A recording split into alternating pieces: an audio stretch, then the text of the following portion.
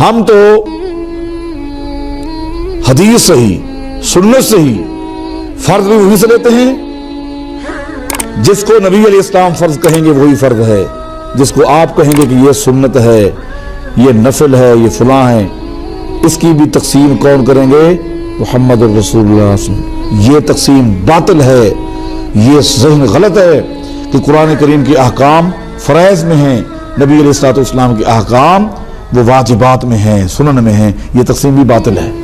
میں آپ سے پوچھتا ہوں، قرآن کریم میں اللہ پاک فرماتا ہے وَإِذَا حَلَلْتُمْ فَاصْطَادُوا وَإِذَا حَلَلْتُمْ فَاصْطَادُوا، کہ جب تم حج اور عمرے کے بعد احرام کھول دو تو فَاصْطَادُوا، شکار کرو۔ اب کیا کرو؟ شکار کرنے کا حکم ہے، اور یہ حکم قرآن کریم میں ہے۔